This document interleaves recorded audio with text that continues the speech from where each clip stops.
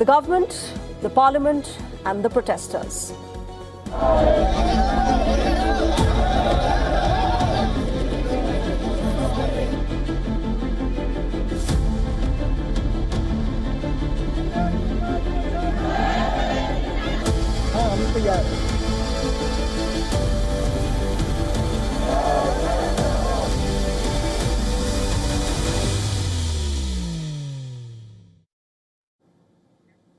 The showdown over the NEET paper leak refuses to die down in India. Discussions are underway from the power corridors in New Delhi to pressure groups and the protesting students around the country.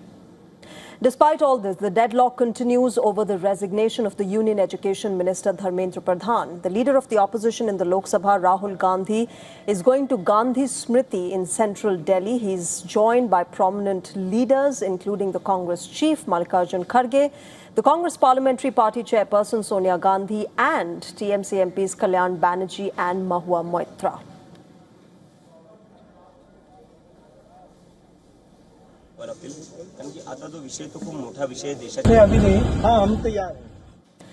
On the other hand, the student movement led by the Cockroach Janta Party has refused to visit JP Nadda's residence or his office for talks with the government. Instead, the CJP leaders have proposed talks at a neutral venue or the protest site of Jantar Mantar.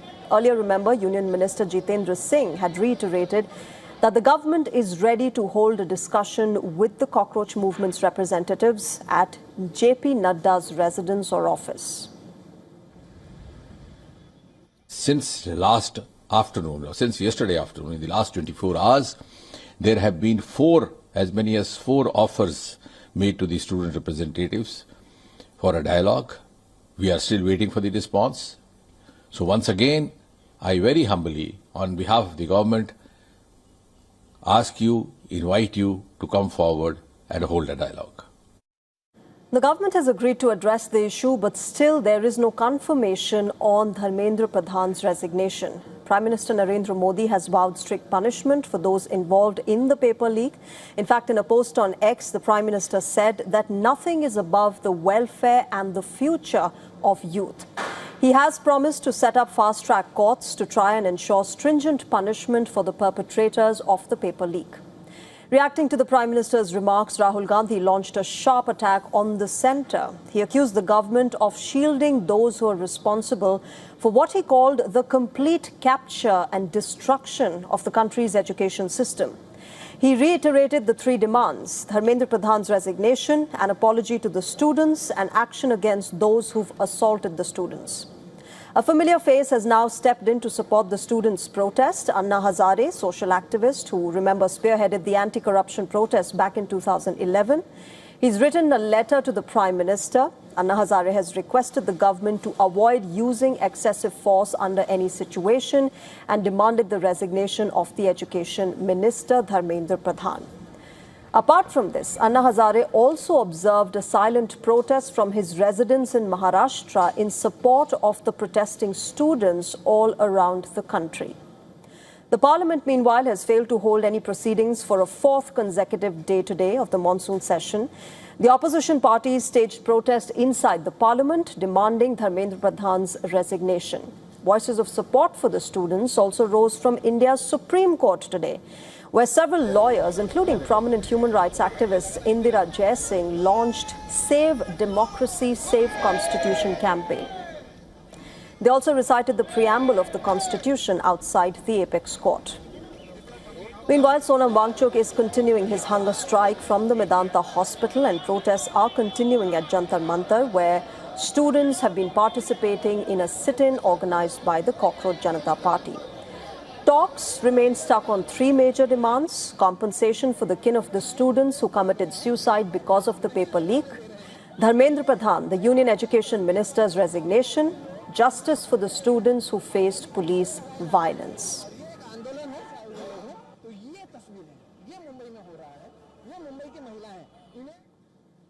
And our correspondent Dharmendra Kaur has sent us this report from Jantar Mantar. She's been tracking the developments that have been happening there throughout the day. Take a look.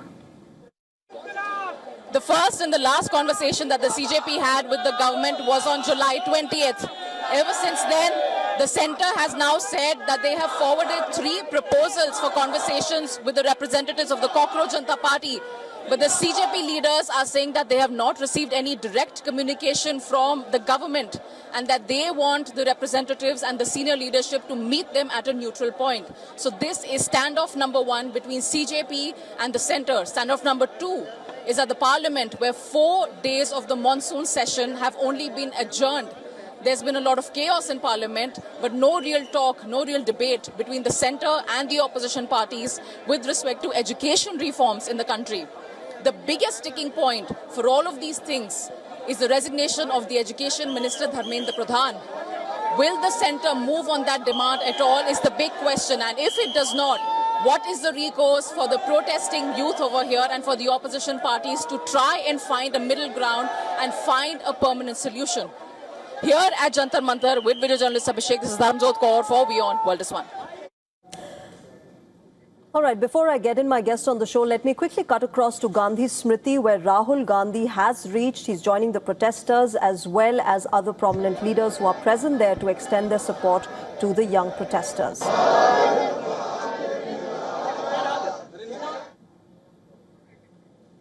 So that's Rahul Gandhi. Remember, he held a press conference yesterday where he said, spelt out 3 major demands by the students. Now he is at Gandhi Smriti, where he's extending his support to the young protesters.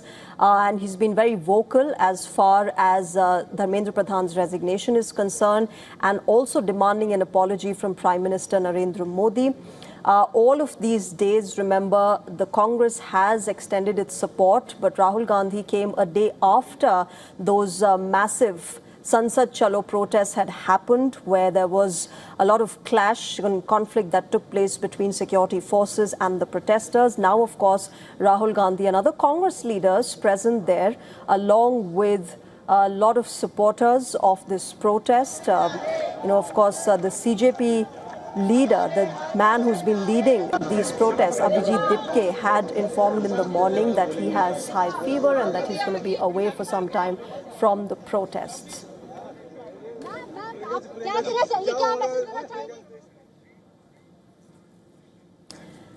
All right, let me introduce Mr. Yashovardhan Azad. He's a retired IPS who also served as former Special Director of Intelligence Bureau and Central Information Commissioner. He's joining us live on the broadcast from Mumbai. Mr. Azad, good evening. Welcome to WION.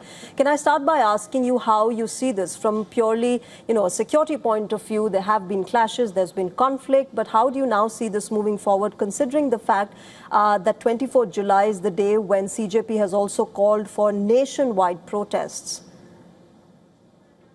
I think the government approach was a bit lackadaisical, and what it has said now is too little and too late.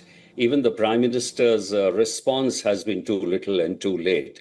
This was purely youth agitation, and it was focusing on education reforms. It talked about the failures in NEET, paper leakages, and somehow it has had resonance across the country amongst the youth.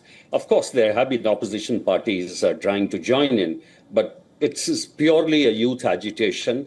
And it's unfortunate that it's stuck at this point. And that is why for 20 days when the agitation was happening and the sit-in, no one approached them, the march to Parliament took place. And understandably, in a situation like that, there were clashes, there was violence from both sides. There was also a little bit of unprofessional approach on the part of the police, and also amongst the protesters, some rowdy elements who had gotten in. So that's why there is a kind of an impasse now. And this is just grandstanding the 3 positions that you talked about. And I think what they are perhaps waiting for is to show their massive strength on July 24, which you have said, which will be a kind of a nationwide strike on this issue. Mr. Azad, I absolutely understand what you're saying as far as the delayed response by the government is concerned, and many are of the view that, the government could have done much more, much earlier than now. But so far as these protests are concerned, there are a majority of youngsters, students who've been demanding, these three major demands. But there's also in these demonstrations, from the security point of view, that vulnerability that these demonstrations have of, antisocial elements infiltrating the protest, something that Abhijit Dipke has spoken about as well. And not just domestically, there can be external influences who can misuse these demonstrations as well to inflame sentiments more. How does then the police, the security apparatus deal with it? You see, one of the, I think, the failures of intelligence was the estimation of the crowd.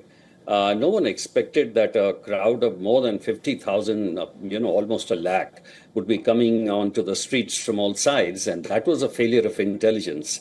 Now, yes, it is a kind of a threat to security, because if you have these various kind of elements, and we saw clearly on videos how they were attacking the policemen, this is a sign of trouble.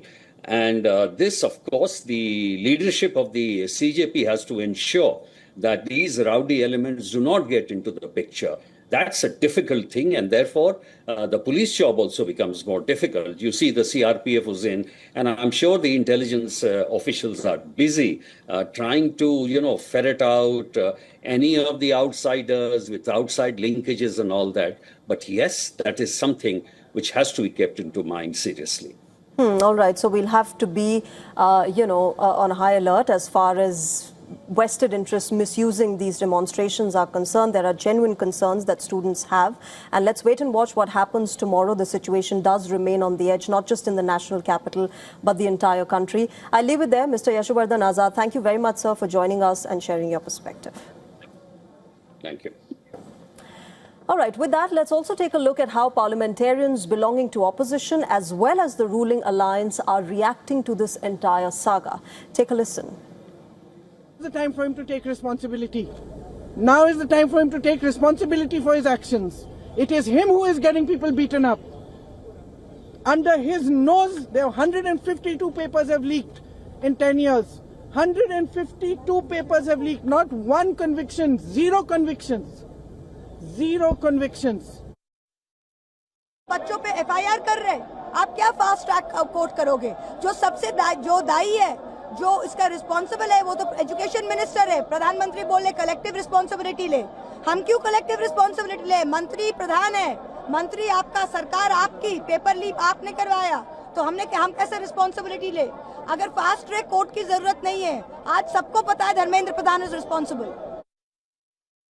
सरकार नहीं चाहती है चर्चा हो, सरकार नहीं चाहती कि वो जिम्मेदारी ले, सरकार नहीं चाहती है कि जो छात्र जो अब निकल के आए हैं, पूरा ये दिल्ली का केवल इशू नहीं है, पूरे देश का ये इशू है, चाहे इसमें उत्तर प्रदेश हो, बिहार हो, महाराष्ट्र हो, सब जगह हम देख रहे हैं कि किस तरह छात्रों के बीच में नाराजगी है, गुस्सा है।